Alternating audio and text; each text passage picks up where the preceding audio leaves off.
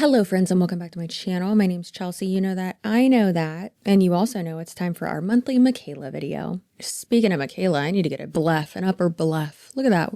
What is that? My eyes are so hooded. It is insane. Upper bluff coming at the end of this year, I'll tell you what. It crushed my idol fan soul. Hey, how you doing? We need to talk about Mikayla. Lots going on with her, and it seems as though she has been attempting to set the precedence or the vibe, so to speak, that, hey, you can't talk about her. Her husband just got out of rehab. Well, guess what, dummy? You didn't, so I don't care. I'm still going to talk about the unethical things that you're doing, in my opinion. So today we're going to go over filtering. Obviously, can't talk about Mikayla Nogueira without talking about filtering. Then we're also going to talk about her brand and how, as much as they try to make it seem like this launch of her brand Point of View Beauty has been seamless and perfect and super successful, do I think overall the company itself is going to be successful? Yes. But girl, yikes. It's, I don't want to say pretty disastrous, but like it's real messy in my opinion. And we are going to talk about her putting her husband on social media literally the day after he got home from rehab. So you know what? Hey, let's go in reverse order and let's talk about her bringing her husband home from rehab and all of that first. Now, Mikayla Nogueira's cousin, like I got a Kanye situation up in here. Gross, right? Don't go on Twitter. Don't do it. Don't do it. Don't do it. Don't do it. Don't do it. Close it, please. Anyways, so scary. If you're like, what is Chelsea talking about? Just ignore it. Just forget that just happened. Don't go look at it. Hello friends, before we get too far into this video, let's take a second and talk about the sponsor of this video, which is Aura. Y'all know I love Aura so much. They've been a sponsor of my channel for quite a long time. You know what I don't love is when people call me on the phone and just like generally interrupt my day. You know what I really don't love is when it's just random people calling me and asking me if I am interested in a Medicare knee brace. Y'all think I'm joking. You know how many times I used to get that call? Far too often. I thought someone was trolling me at one point. It's awful. But thanks to Aura, those spam and scam calls have decreased by an insane amount. Thank God. Now, if you don't know, if you're receiving these calls like that, it's because there are data brokers out there that will get your information and then sell it to marketers, scammy people, stalkers, just, you know, nefarious people doing nefarious things, right? And legally, they are required to remove your information from these sites if you ask, but they make it real hard to find out how to do that. And honestly, like who has time for that? Who has time to just do that? You know what I do have time for? To sign up for a 14-day free trial through aura.com/CCSUAREZ. And with a few clicks here and there, Aura does all that hard work for me. So they're automatically sending out those opt-out requests and keeping my information safe. Now, they not only do that, but Aura is an all-in-one digital security app. You get alerts if your information is found on the dark web, if there's been a data breach where your email, your phone number, your address, your information has been leaked. There's a real-time fraud alert for credit and banking, US-based 24/7 monitoring that keeps your identity secure. Password manager, secure VPN with so many location options, and antivirus as well. And if anything does happen, Aura includes $5 million in identity theft insurance protection. And they have US fraud experts available 24/7 to help you. One app with every layer of protection. So like I said, take advantage of that 14-day free trial that will be linked in my description box and on the screen. And you can go to aura.com/CCSUAREZ to take advantage of that and let Aura do that hard work for you. So Mikayla's husband, Cody, per her own words and his, seems like he hardly speaks on the internet, which go for it, babe. You don't need to be on the internet. He's from the West Coast, right? And like I said, per her own words, he came to the Boston area, I guess, for rehabilitation, for drug treatment. He didn't have any family here, any belongings, anything, right? So he went to inpatient treatment. I say here, I'm not up there, I'm in the South, on the East Coast. And then within like 3 months of getting out and living in a sober living house, which commonly is referred to as a step-down program, because once you get out of inpatient treatment, it's pretty rare for you to just go home. You typically don't just go home right after that, right? And right back into the same people, the same living situation, all of that. It is really important to be able to ease yourself back into it and continue treatment, but with a little bit more privileges and stuff like that, right? So step down programs are completely normal for adults, well, for everyone, but for adults, the sober living houses are pretty common too. And with that, you'd be living there, an apartment building or whatever, or a like dorm situation, whatever it is. And you would have more freedom. You'd have a job, maybe you're not usually having guests or anything, but you're able to more so ease yourself back into your life. And with addiction and with recovery, easing yourself back in, why do you think we say one step at a time, one day at a time? It's important to not get too ahead of yourself and not to jump in headfirst into something. But unfortunately, it seems like that is what they did. So he was still living in sober living, and that is apparently where he met Mikayla. She wasn't there. That made it sound like she lived there too. She didn't. But somehow they met when he was living there. And then from what she says, it seems like they moved pretty quickly, and they went from like going on a few dates, him living there, and then him just going and like then living with her. And it's like that, what? Not only is like moving fast and not really having any like friends or family or like support system around you a big no-no, but then also dating right after you're out of rehab is a big no-no too. In drug treatment and therapy that has to do with addiction, a lot of addicts and people who used previously will really struggle with codependency. Obviously, that's what addiction is, but codependent relationships too. And obviously, it's best for you to get your bearing once your bearings, a bear, I don't know, to make sure that you're having a good chance for success. Now, do we know what actually goes on behind the scenes with them? No, obviously not. And Mikayla had said that she doesn't want anyone to talk about it. And that's why I didn't really talk about it for a while. That's why. I talked about it on Patreon on my podcast, the Here for the Clout podcast. We talked about it a little bit on one of our main episodes too, just for a second, but we talked about it in depth on Patreon. And I don't want to say like I let her have it, but I was very open about it, and I'm going to give a bit of those, opinions here too. But if you don't know, I have been sober from my drugs of choice for almost 16 years now. So and you're probably like, oh my God, what were you 5 years old? Thanks, girl. But no, I was 15 years old and doing a lot of unsavory things. However, I truly do think that if I wouldn't have gone to inpatient treatment, that I would have become full ass addicted to the drugs that I was doing at that time. So have not touched anything since. Went through therapy for about 2 years, came home. And when I came home, of course, yes, this happened at a younger age than, Cody going through it. But coming home and all that, like your entire house has to be a sober household. Your support system has to be sober as well. And that is so important so that one, you don't feel like you're going through it alone. And it's not just you going through it alone. When one person is in recovery in a relationship or in a nuclear family, when like all of you live together, you all are. And unless it's been like so long to where like it really doesn't matter. Like for instance, my dad has been sober from alcohol for, how old am I? 34 years. And he's amazing, has never touched anything ever again. Didn't do sober living house, literally went to, which one was it? It's a very, the Betty Ford Center clinic, whichever, and went for like 30 days and then never touched anything since. Some people can do that. Some people can't. Some people relapse here and there and then, get back on their feet. Some people, unfortunately, don't make it, right? And obviously everyone's recovery is different, but it really is all about how you ease yourself back into the world. And obviously does like recovery work differently for different people. Of course, everyone's recovery and journey is different. But while your husband is in rehab, you're posting all about how you are drinking so much in Las Vegas. And that just seems really inappropriate. And then having your husband come back onto social media with you for a sponsored post. The best word to describe it, in my opinion, is tacky. And my heart just breaks for him as, I've been on the side of being the person in recovery and then also being the person who was supporting the person in recovery. So another tacky aspect of this, a lot of people are talking about it and I just feel like I have to because, oh my God, listen, to each their own. Again, that's their relationship, not mine. Who cares? But also you are putting it on the internet. And so of course I'm going to have an opinion about it. Duh. Mikayla had said multiple times when Cody first proposed to her that he sold his literal only possession to buy her that ring. He was in sober living, didn't have anyone out here. I don't live there. Out there. Moved in with her, whatever, really only had like his truck and that's it. And he loved his truck so much. This is straight out of her mouth. And he sold it to buy her that ring. Cody was so certain that he wanted to marry me that he sold the only thing he had, that truck, to buy an engagement ring.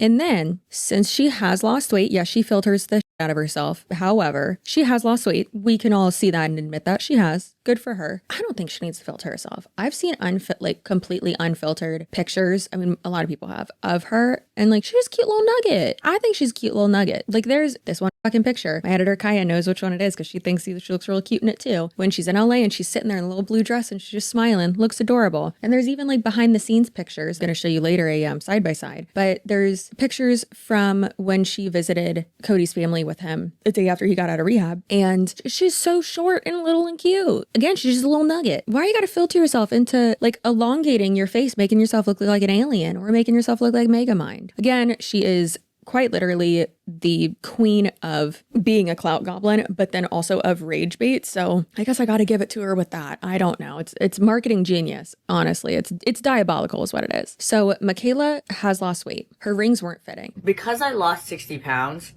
this ring is now humongous on me. And I either need to get it resized or a new ring, perhaps.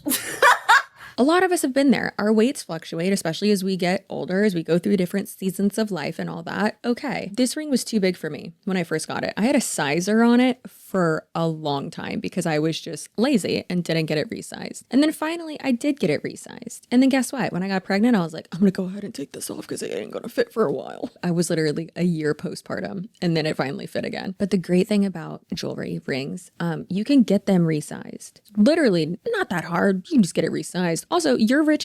You're telling me that you don't know of a jeweler in the area who would gladly come to your house, pick something up, be the Grinch basically, and come get it and then take it back and then bring it back to you? Come on, you're so rich. You literally will never have to leave your house for anything in your life ever again. But not wearing her rings, talking about her rings, all that sounds like the perfect way to work in this company sending her a free ring. These bad boys are just too big on my fingers. Then Cullen Jewelry literally commented on the post and offered to create me my dream ring. Obviously, I'm gonna say yes to that. And I'm like, what do you want in return? And they said, oh, just do an unboxing. Let's go open my new rings. And so she had dropped, here and there, made it look very natural, in my opinion. I don't think that it was as like natural as she was like making it, or like a spontaneous rather. I think that that was absolutely planned, and she wanted a new ring, and she or her manager had reached out to this company and was like, you don't even have to pay her. Just give her the ring for free and she'll do an unboxing, right? I'm not her manager. I don't know if that's true, but that's what I think happened. Which, hey, who wouldn't want a bigger ring, right? If it's for free, hell yeah. But the point there is the sentimental value and the timing of it. The timing of it being literally your husband just walked in the door. Girl, he don't even have his like 90-day sober coin yet. And you're already replacing the ring. Now, people were saying stuff like that, like, what? Like, that seems like a diss to your husband. But then she had said multiple times, like, oh no, we designed it together. And it's like, while he was in rehab, you did? I don't think that would have been like your priority. And a lot of the times, especially in more like strict facilities or centers or whatever, all of them are different. They all have different levels of like privilege and security, I guess, and like protocols and all that. So with some of them, you can have your phone. With some of them, you can't. With some of them, like they'll turn off the Wi-Fi at like a certain time or something like that, right? And from what I've heard from her and others, it seems like the one that he was at was a bit more like higher end and a bit more, I don't want to say strict, but more on like that side, more structured. So I doubt when you were talking to your husband while he was in rehab, I don't think y'all wasted time talking about the ring that you're getting for free to replace the one that he sold his only possession to get you. That sounds insane. Now, this may just be because Cody has horrible camera presence, and you can be a happy person and still have horrible camera presence. You can be a amazing person, a sober person, whatever, and still have horrible camera presence. Have y'all met my husband? My God. Worst camera presence ever. Yeah. But listen, great guy, really happy, doesn't hate me. So I'm not going to allude to any of that, but just having someone who's so just like fresh and fragile and vulnerable is a better word to say, vulnerable in their life right now and their state, like that's so uncomfortable to put them on camera so soon, literally right after coming home. It was so incredible to work with Cullen Jewelry. They had an endless amount of options and they walked me through every step of the ring design process. When I tell you this is literally like the rings of my dreams, rings I could have never imagined having in my life. I know that you work a ton, but you could pre-film content and not be filming constantly and like on the go. And maybe that's just the TikTokification of it all, where it's like, oh, I'm going to film this right now and like in real time. But like, you don't need to do that. You know, that's one thing that a lot of people I don't think realize is that from a creator perspective, a lot of us can tell that Mikayla will film like 6 videos or 6 reviews or whatever. She'll batch film content. It's like every day that she does this, right? And so she's wearing like the same clothes in like 5 or 6 of her videos. And then from there, you'll also see like, so she's doing a get ready with me. She's testing out a product or she's showing you how to do something or talking about something random, right? And that's what, like 5 videos. And then after that, she's doing a video like with her full makeup done or something. So, or then there's, you know, her eating lunch or something like that. I also do want to say that now that she's been posting more about her, like she's been doing like lunch videos, which I don't need to see you eat. Listen, one of y'all took a picture of her eating an egg and it's just hot dog lips just around that egg. Why is that egg so big, girl? That's uncomfortable. And I have that ingrained in my memory. When I close my eyes, that's what I see. I'm pretty sure it's etched in like laser etched into the inside of my eyelids. And I would like to formally apologize to you that I'm about to show it to you right here. Anyways, so I do just want to say that those types of videos where she's talking about stuff like, and I understand that's not her normal type of content. That's not what she does, right? She does reviews, she does makeup, she does stuff like that. But hearing her talk in her somewhat normal voice, hearing her just like sit down and talk is refreshing. I would love to watch more of that type of content. But I think also for her and her image and her PR, like for just from a standpoint of PR, I think her posting more of those types of videos helps to kind of normalize and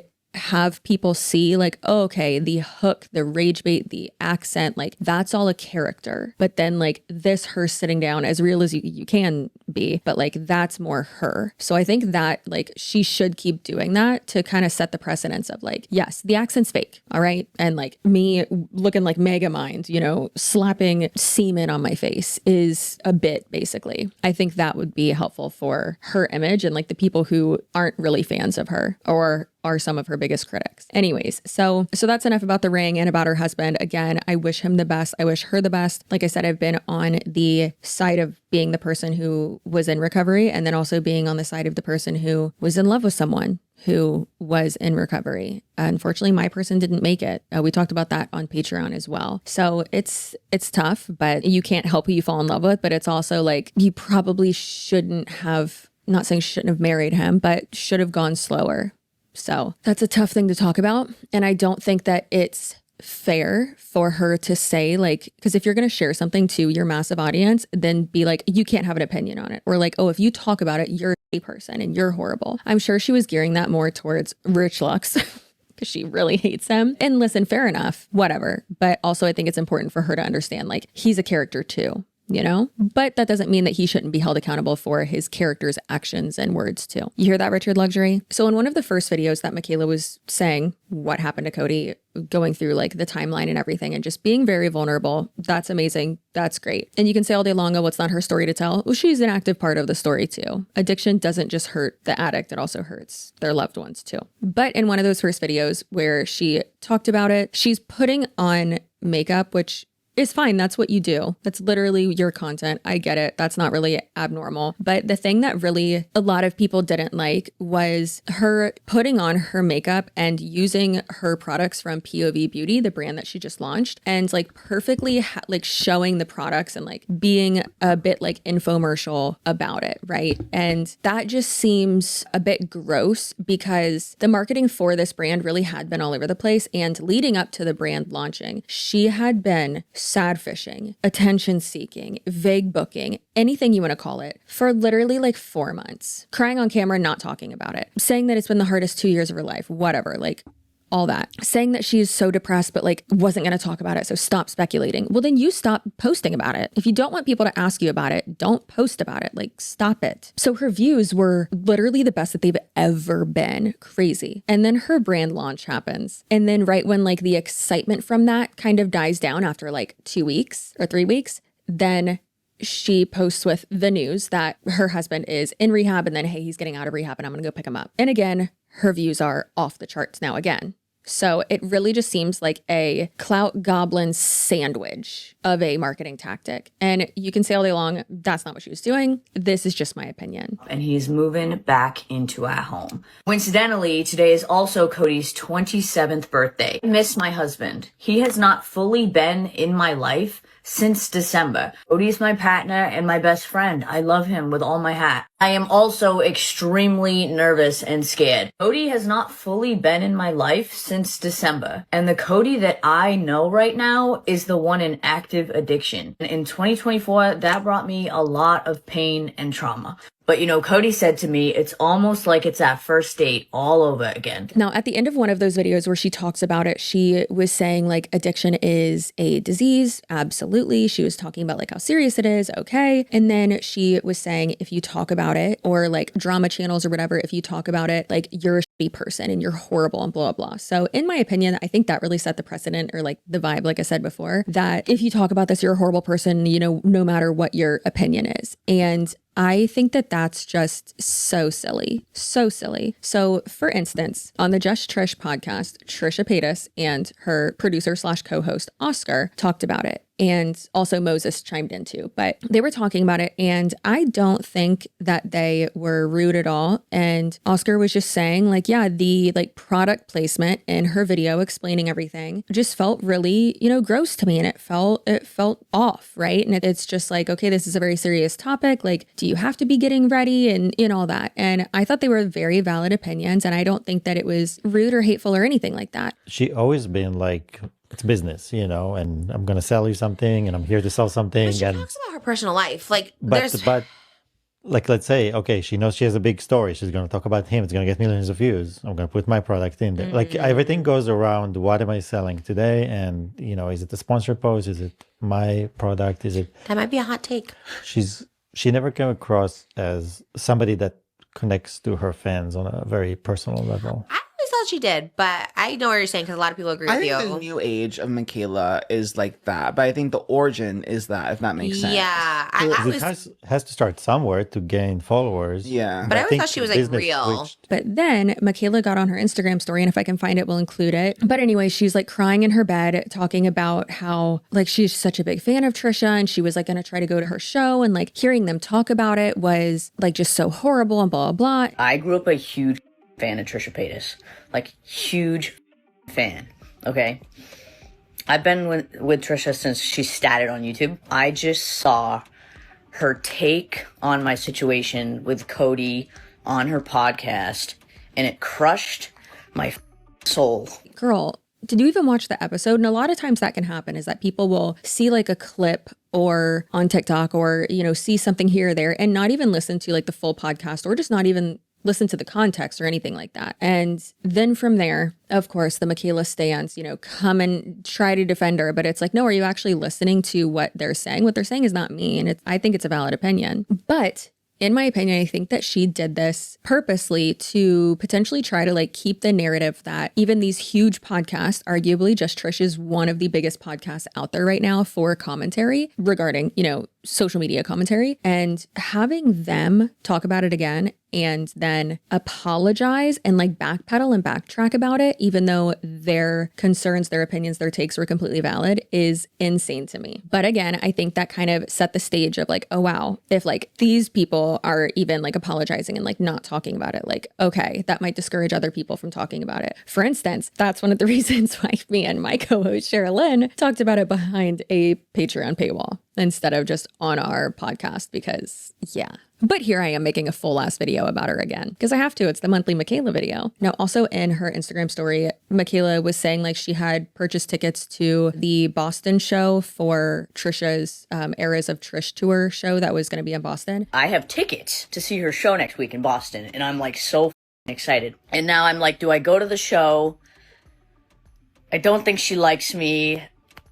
My hat's beating out of my chest right now. Which is quite interesting because someone brought up on the Mikayla subreddit, love y'all, you're amazing, I love you so much. They were saying, was she actually gonna go to that? Did she actually have tickets to it? Because almost all of Trish's shows have been sold out. But the person pointed out, Trish's Boston show was the day after Mikayla picked up Cody from rehab. But apparently, the day after she picked him up from rehab, they flew across the country to go to Nevada. You can't really go to a Eras of Trish tour show in Boston if you're flying to Nevada that day. So was she just lying? Like, you would have known what date, like you would have known. So again, is she just lying to manipulate the situation, to gain sympathy, to like, again, set the stage of you can't talk about this. And I hope other influencers like don't talk about this, because if you don't want someone to talk about something, don't bring it up. The only reason anyone knows that this information, or really any information about Mikayla, is because of her. All right, kids, let's talk about my favorite part, which is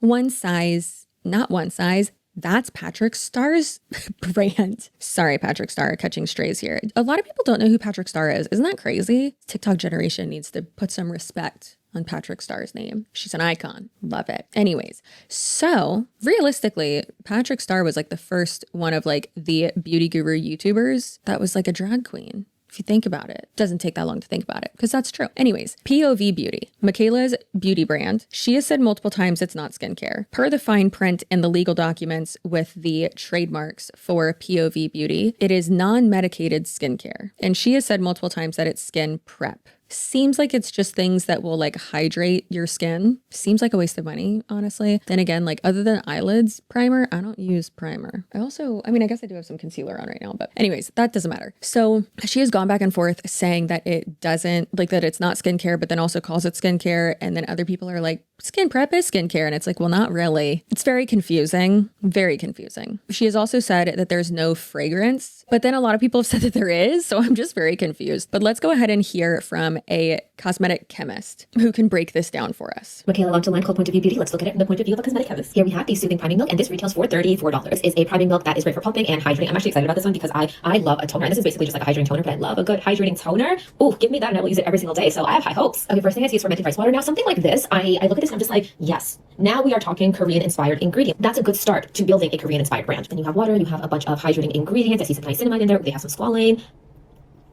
So we have reached the under 1% line because, guys, everyone, come on, I think everyone knows this, right? Peptides are in a formula at such a stupidly low concentration, they will never make it up to the top of an ingredient list. So we have reached the part of being just under the 1% line, and now we can start to rearrange things. I have a bias to the owner, but I have a bias when it comes to formulas that I would never purchase this because this is just bold-faced, like I'm going to manipulate you and tell you that the peptides are in at a high level, but it's very common knowledge that peptides are not in at a high level. Like all peptides are going to be at the bottom of the ingredient list. And yes, some people might move it up a little bit here or there, but never to the top.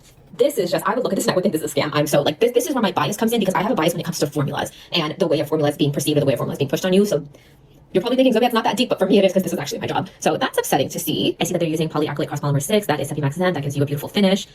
What is hydrogenated phosphatidylchlorine? Choline? Wow, I can't even pronounce that.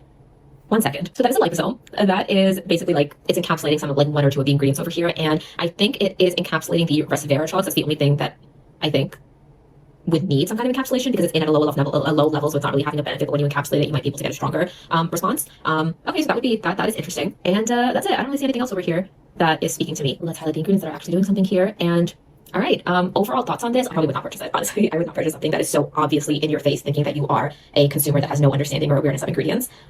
So for me, this is a no-go. I also do think that in general, this is a wildly pricey formula because how much does this cost? This is $34 for a priming milk. And with toners, the thing is they should never be so expensive because they are water, humectants, hydrating ingredients, then you'll toss in a couple of cool things here and there. But I don't think it should ever be to a point where it's going to cost you like close to $40. If this was in like the 15 to 20, I would have been like, okay, this is not bad. But I think $34 is really pushing it on this one. So as you can see there, as I've already said before too, it's overpriced. Absolutely overpriced, in my opinion at least. Now, the big hoopla right now with POV Beauty and their skin prep products, Drench It, Bop It, and Suck It, is that apparently it was a pre-sale, but no one knew it was a pre-sale, which is interesting because the FTC requires you to clearly disclose if you are taking money, accepting funds for a pre-sale. Because think about it, if you're going to tell someone, oh, this is a pre-sale and you're actually not going to get anything until like a month from now, a lot of people wouldn't buy it. They would just wait or just not get it at all because, instant self-gratification and such. But of course, why are we even surprised that there's a lack of FTC compliance? Because it's Mikayla and she's, kind of known for her lack of FTC compliance. So the comments are commenting. So let's go ahead and go through a few of them. Now, this one says, I'm really disappointed at the customer service. I haven't received my package that I ordered with the pre-sale code. It said 3 to 7 business days. Another person said, girl, same. They sent me an email saying it was going to ship April 21st, literally a whole month later due to high demand. Like, how are you saying a restock is coming when we haven't even received our order? And then that original person said, no, for real, at this point, I really just want to cancel my order, or there should be some sort of compensation for the waiting. Some people were waiting for a special occasion. And completely a different person said, in the same boat too, twin, we have the same name. At least they're staying positive. But yeah, it's annoying. It would be a whole different story if we had a verified blue check mark by our name. So a lot of people were complaining like, okay, well, the PR packages got sent out and they got what they wanted, but then people who actually ordered and spent money like haven't gotten anything yet, and it's been like a month. Apparently they've also been telling people like, oh, we can't refund you because like it's part of the like I don't know, it's very strange. One thing that is interesting is that some people, a very limited amount of people, did get their orders. For instance, I'm about to put you on blast, Jessie Smiles. She texted me and said, hey, want a reason to make fun of me? And I said, always. I will always take that opportunity, ma'am. And she sent me a picture that she got that she got one of the Mikayla products. And I was like, Jessie, what are you doing? You're insane. So I will ask her what to look in her email to see what her order number was, because there are people who were saying that their order number was like 400 and they still haven't gotten theirs either. So that's crazy. So I really want to know how low of an order number Jessie had, because I just want to know if this is accurate. But I went to the page source information of the POV Beauty site, and when it said inventory, it said inventory something. So I searched up like inventory and tried to see possibly how many of the like items that they had. And one of them, I believe it said 125 or something like that. And I don't want to believe that that's true, because that's crazy if true. 125, that's insane. Anyways, you would think with so much financial backing from this type of like investment firm, you'd really think that it would go better. But then again, like getting the funding for all of that, because you're financially backed through a very reputable and impressive entity that has helped get funding for other very successful brands, doesn't mean that yours is going to be run like any of those other brands. Like you and the internal team are still running the company, and you could run it to right? Now, here's one that the POV Beauty page actually replied to. Hardly, but someone said, just got a response from the help desk that my order won't be shipped because of the high demand and no stock. I gotta say, I'm extremely disappointed because I feel like I was lied to in the first update I requested, because I was told it was being prepared to ship. I understand this was a huge launch and a new company, but still, I am pretty sad about how this has been handled. And they said, hi, can you send us a DM of the screenshot? And another person said, exactly, I still haven't received mine. I reached out and they told me it was going to ship on the 21st. Reached out to Mikayla, no response at all, even though I'm following her since 2020. I mean, that's irrelevant. That doesn't matter. This product is going right back unopened. I will not review it. I will not use it. I will not support it. You don't take someone's money with the intentions of fulfilling it within 7 days. Meanwhile, other people bought so many and are selling them for $400. Look at her page where she said that people are selling them on different websites because they're able to buy 10 different boxes. It's ridiculous. This is a big fail. And it says, I'm going to do the same, return to sender. Now here's the one that says, I'm really irritated that my order number was in the low 400s and I haven't received it because it's out of stock. Why, if something is out of stock, why are you allowing those payments to be processed? Why are you allowing people to purchase something, to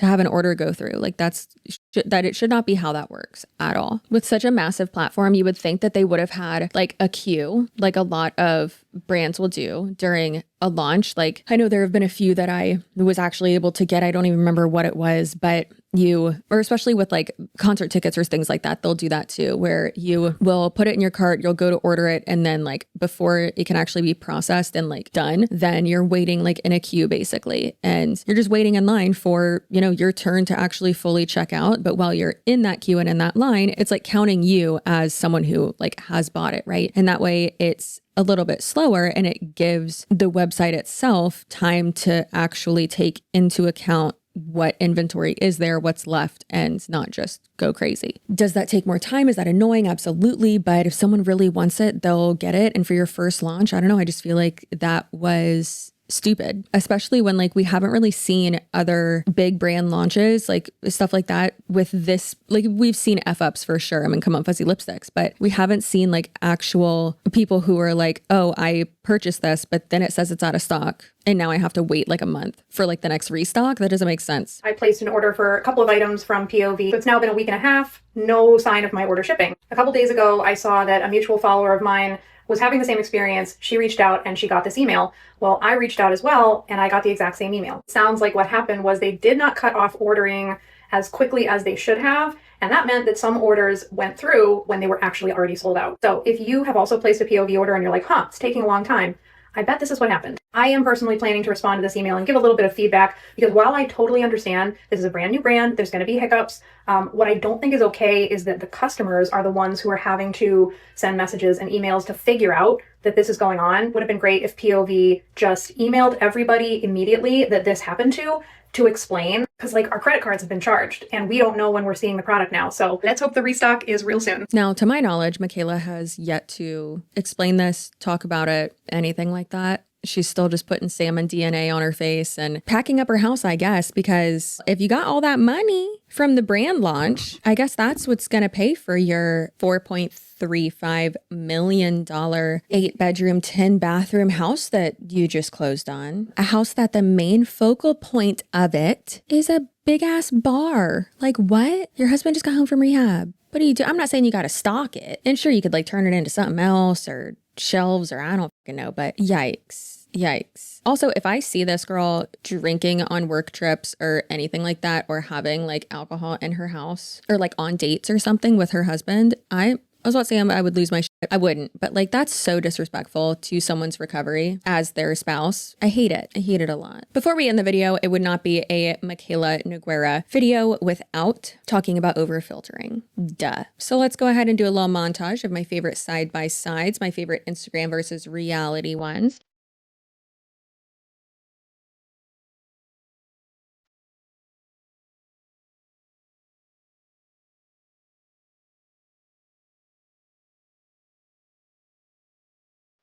And then we'll show you this video that she took, and then the same video that's from the behind the scenes from the brand, or that the brand posted. I am in LA at the Half Magic office. The founder, Donnie Davies, about to be here. I didn't even have time to finish my makeup. Magical makeup doesn't have to be complicated. Period. These brands really be putting her on blast, and I love it. All right, friends, that is it for this video. I hope you enjoyed. I hope that Mikayla's husband is able to stay strong in his sobriety and just hide from the world. Just, you know, take it slow, take it one day at a time. And, you know, maybe then you'll be getting your 6-month coin or your whatever coin. I don't know if he was in an AA or anything, but we can get him shadow boxed. My dad and I both have ours shadow boxed. I saw his the other weekend and I was like, oh, that's so cute. It is something to be proud of for sure. And it is hard, and everyone recovers differently and everyone's journey is different. However, I bet that journey would be a lot easier if your wife wasn't putting you all over social media to her 5 to 10 million followers. Does she have more than that? I don't know. It's millions and millions of people. It's crazy. And especially with how much scrutiny she gets. Yikes. No, that's not good for recovery. All right, friends. I know this video was more opinion based, obviously. And I know I did talk a lot. I'm sorry. I'm a yapper. Okay.